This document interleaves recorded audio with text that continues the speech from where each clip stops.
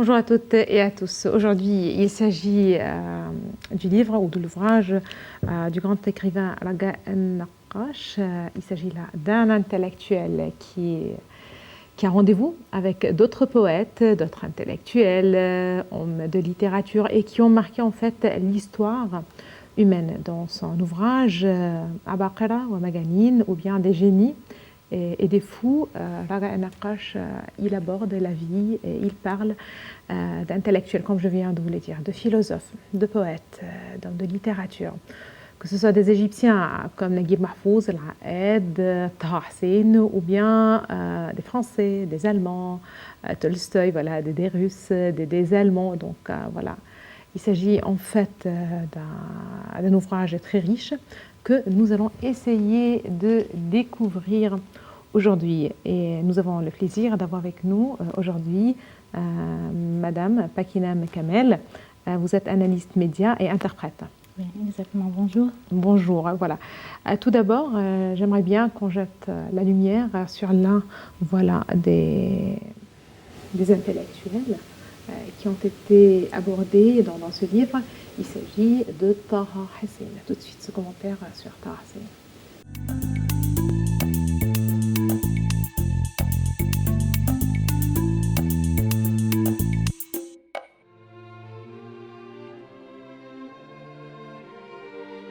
Taha Hussein est né le vendredi 15 novembre 1889 dans le village Kilo, près de Marera, dans le gouvernorat de Minya. Il perd la vue à l'âge de 3 ans, des suites d'une conjonctive mal soignée à cause de l'ignorance de ses parents qui n'ont pas appelé un ophtalmologiste et ils ont appelé le coiffeur du village qui lui a donné un traitement. C'est à cause de ce traitement que Taha Hussein a perdu la vue. Son père, Hossein Ali, était un petit employé pauvre dans une compagnie de sucre. Taha Hussein a appris la langue arabe, les maths et la récitation du Coran. Il a appris le Coran par cœur en une courte période, étonnant son professeur et ses proches, ainsi que son père, qui l'accompagnait parfois pour assister au cercle de dhikr et écouter les histoires d'Antar ibn Shaddad et d'Abu Zayd al-Hilali. En 1902, Taha Hussein entre à l'université d'Al-Azhar pour étudier la religion et la langue arabe. Il reçoit son diplôme de spécialisation. Quand l'université égyptienne a ouvert ses portes en 1908, Taha Hussein fut le premier à la rejoindre. Il a étudié les sciences modernes, la civilisation islamique, l'histoire et la géographie, ainsi que plusieurs langues orientales, comme l'éthiopien, l'hébreu et le syriaque. Entre-temps, il a continué à suivre des cours à Al-Azhar et à participer à ses séminaires linguistiques, religieux et islamiques. Il a poursuivi ce travail jusqu'en 1914. C'est l'année où il a obtenu son doctorat. Le sujet de la thèse était la mémoire d'Abul Ala. La même année, en 1914, l'université égyptienne l'a envoyé à Montpellier en France pour se spécialiser et approfondir sa connaissance des sciences modernes. Il a étudié à l'université française les lettres, la psychologie et l'histoire moderne.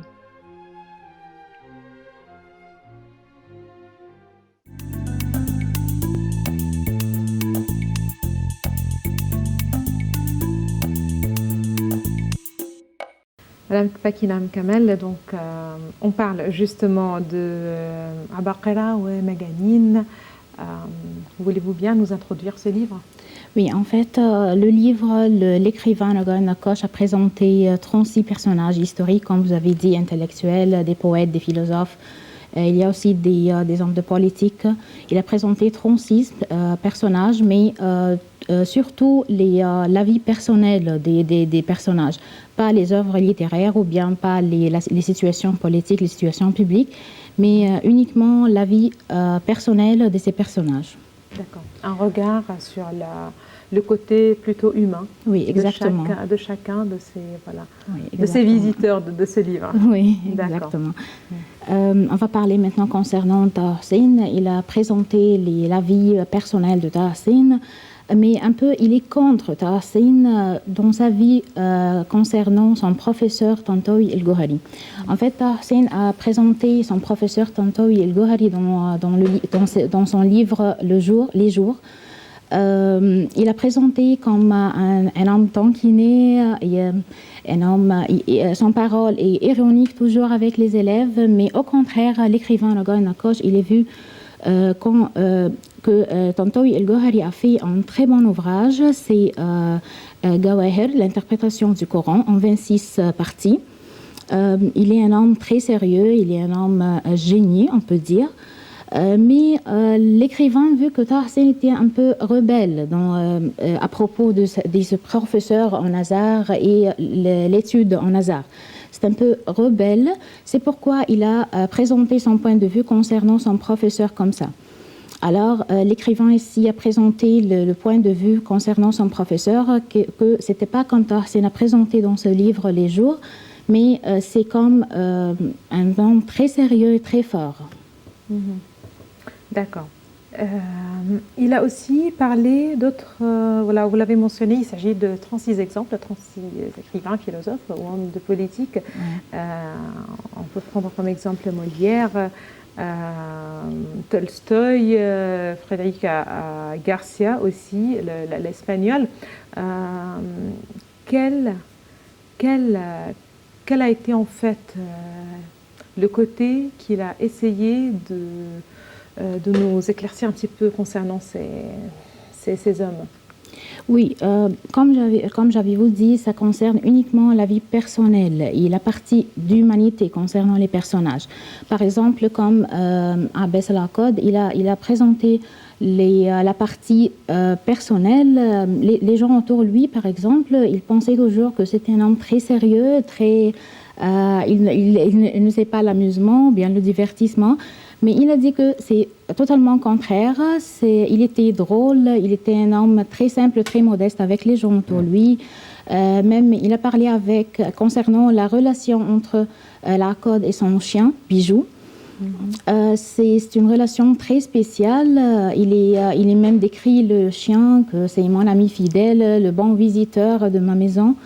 Et même quand le chien il meurt, à cause d'une maladie contagieuse, il meurt. Alors, l'Aqad a écrit un poème de lamentation pour son chien, un poème très fort et très lent aussi pour son chien. Alors, il n'est pas un homme très sérieux, comme les gens pensaient autour de lui, mais c'est un homme très modeste et très émotionnel aussi. Et qui d'autre on a aussi l'écrivain Naguib Mahfouz, toujours avec la partie d'humanité concernant Naguib Mahfouz. Il a dit qu'il était très modeste avec ses amis, ses anciens amis, même les amis qui ne savent pas la position littéraire de Naguib Mahfouz. C'est toujours, il était très modeste avec eux, très démocratique avec ses filles, par exemple. Il a présenté quelques parties de sa vie, de la vie de Naguib Mahfouz, comme par exemple la partie physique. Il prenait soin de sa santé, il fait toujours du sport jusqu'à les 80 ans. Et aussi le côté de la Naguib Mahfouz n'a jamais désespéré. Il est toujours il n'a jamais désespéré. Il était toujours optimiste. D'accord. On voit un ouvrage qui a comme titre Abaqara wa Maganin, ou bien des génies et des fous. Là, pourquoi ce titre? En lisant justement cet ouvrage, on parle d'hommes qui ont marqué l'histoire de l'humanité, qu'ils soient des artistes, des poètes, scientifiques, de politiques, des philosophes. Mais pourquoi ce titre, selon vous? En fait, le titre, c'est... Je veux dire que des génies, on le comprend bien, mais pourquoi pourquoi des fous? Est-ce que c'est l'autre côté des... Oui, exactement, c'est l'autre côté. Il y a des situations pour les écrivains célèbres. Ils sont, on peut dire, fous. Comme par exemple Balzac, il peut boire à peu près 50 cafés par jour. Et il dit que ce sont les diables qui me font boire les cafés. Alors, ils m'empêchent d'écrire. Mais je vais écrire toujours. C'est Balzac, par exemple. Il y a des gens arabes qui ont écrit des poèmes pour Napoléon, par exemple. Il y a des côtés toujours. C'est pas pour les Égyptiens, en fait, mais pour les Européens. Les hommes politiques, par exemple, Caligula, c'est totalement faux. Comme ça, c'est la partie des hommes politiques ou bien des écrivains aussi. Est-ce qu'il s'est posé la question d'où viennent leurs dons? Non, c'est pas. On peut dire ça, on peut dire que ça vient de ça, mais pas tout. Par exemple, comme on a dit, Naguib Mahfouz et Abbas El Akkad, ils sont très génies, bien sûr, mais ils ne sont pas fous. Mais ça concerne parce qu'il a écrit concernant 36 personnages historiques. Alors, il y a entre eux, ils sont fous. On peut dire que le goût de la génie vient d'un peu fou. Voilà, dans cet ouvrage, Elga El-Naqqash a voulu peut-être jeter la lumière sur les côtés méconnus ou voilà, qu'on ne connaît pas sur la vie de certains de ces grands intellectuels, poètes, hommes de politique, ainsi de suite. Là, pour le cas de Naguib Mahfouz, par exemple. Oui. Par exemple, concernant Naguib Mahfouz, il n'a pas parlé du tout concernant la partie des œuvres, la littérature de Naguib Mahfouz, les romans, le prix Nobel. Il n'a pas parlé de tout ça. Il a parlé concernant la personnalité, les situations, comme il était très modeste avec ses amis anciens, ses anciens amis même. Ses amis, ils ne sont pas la position littéraire de Naguib Mahfouz, mais il était toujours modeste avec eux. Il était simple, il était très démocratique avec ses filles. Concernant la santé, par exemple, il prenait soin de sa santé, il fait du sport toujours. Il marche 1 heure tous les jours à 6h30. Il marche 1 heure jusqu'à il est 80 ans. Alors, il a un régime très strict, régime alimentaire très strict dans sa vie. C'est pourquoi il déteste le voyage du tout. Alors, c'est un peu surprise pour nous qu'on savait que Naguib Mahfouz, il voyage uniquement dans sa vie 2 fois. Dans des missions officielles au Yémen et en Yougoslavie, c'est uniquement 2 fois. Prix Nobel, voilà. Il n'a pas voyagé. Et voilà. Il n'a pas justement. Oui. Alors il déteste toujours le voyage parce c'est pas son régime, c'est pas le régime strict. Uniquement pour 2 fois pour des missions officielles. Il n'a jamais désespéré. Il est toujours il est toujours optimiste. Même au début de sa vie littéraire, il a commencé à écrire en 40 ans. Et il souffert de négligence littéraire pendant 20 ans. Oui, mais il est toujours optimiste, il continue à écrire toujours. Et bien sûr, il a pris le prix Nobel. Voilà. Il a gagné le prix Nobel. Tout à fait. El-Aed est à Hussein? Oui. Concernant El-Aed, les gens autour de lui, ils pensaient toujours que c'était un homme très sérieux et il ne sait pas l'amusement, le divertissement dans sa vie. Il n'est pas émotionnel aussi, mais il a dit au contraire. Il a rencontré El Akkad en 1958, l'écrivain même, Elga El-Naqqash. Il a dit qu'il était très drôle, il était très simple avec nous. C'est un homme magnifique en fait. Et même, il était très émotionnel. Il aimait dans sa vie une actrice très célèbre. Elle vit jusqu'à maintenant, mais il n'a pas mentionné son nom. Okay. Il a dit qu'il aime l'actrice très célèbre, mais elle a refusé à cause de la différence de l'âge entre les deux. Il était plus grand. Aussi, il y a une relation très spéciale entre El Akkad et son chien. Bijou, il a écrit plusieurs articles décrivant son chien, comment il est un bon visiteur, comment il est un ami fidèle pour El Akkad.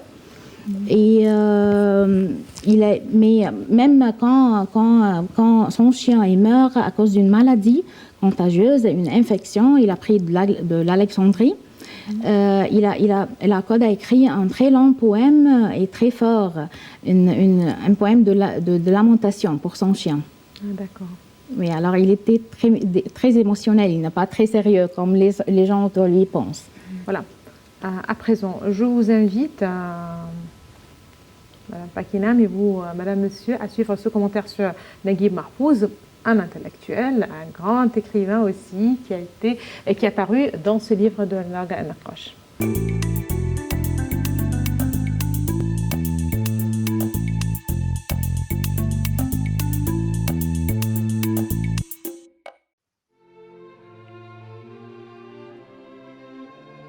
Naguib Mahfouz est né dans le quartier de Gamaleya au Caire.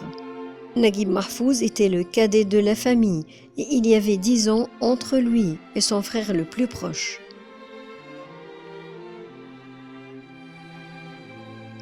Il était traité comme un enfant unique. Il avait 7 ans lorsque la révolution de 1919 eut lieu. Il a été influencé par cette révolution et il s'en est rappelé plus tard dans Ben el-Qasrin, la première partie de sa trilogie.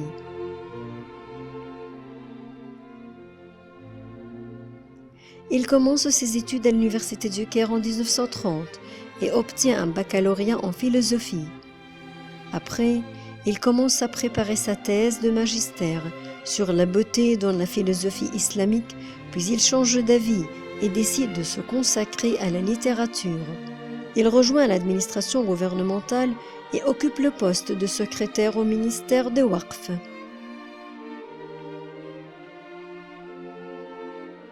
Puis directeur de la fondation Al-Qard al-Hassan au même ministère jusqu'en 1954. Il occupe ensuite le poste de directeur du cabinet du ministre de l'Orientation, puis il est muté au ministère de la Culture en qualité de directeur du contrôle sur les œuvres d'art.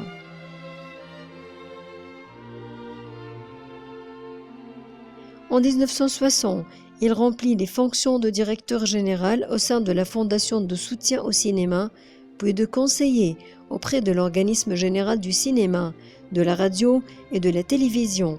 Son dernier poste était celui du président du conseil d'administration de l'établissement général du cinéma. Il a ensuite pris sa retraite pour devenir l'un des écrivains de la Fondation d'El Ahram.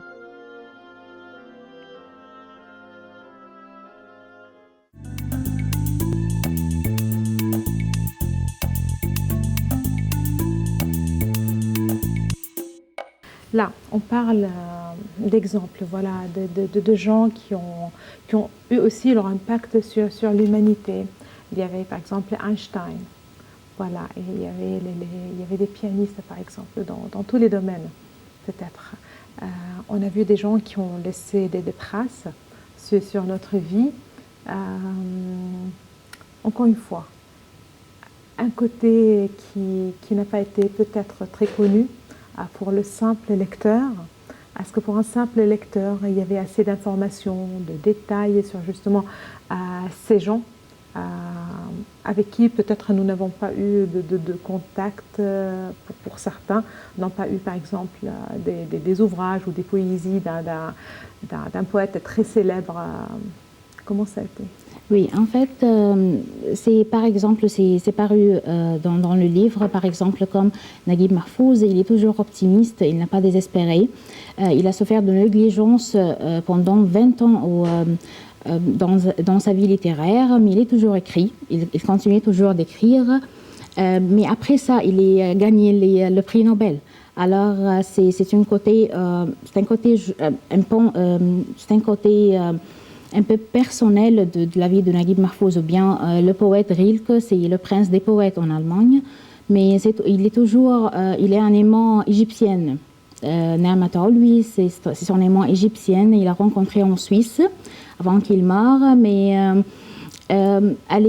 l'histoire elle est injuste un peu avec Neamat lui. Il a dit que elle a transmis une maladie contagieuse à Rilke, à cause de laquelle il est mort, mais en fait, maintenant on peut confirmer que c'est pas vrai, parce elle a vécu après la mort du poète Rilke à peu près 15 ans. Alors, c'est pas elle qui a transmis la maladie contagieuse.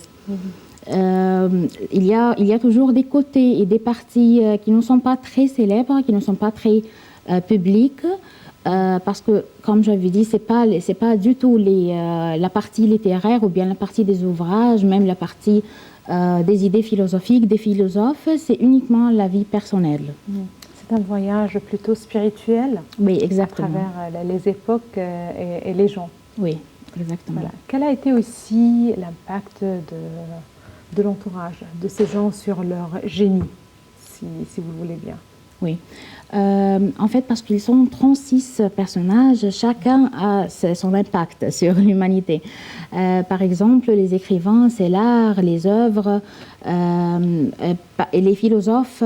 Jusqu'à maintenant, on a des interprétations des livres qui font interprétation pour les idées philosophiques de ces philosophes, comme les ouvrages, les écrivains par exemple, même les hommes de politique. On a des situations maintenant qui est un peu semblable de ces hommes de l'époque, même si c'est avant Jésus.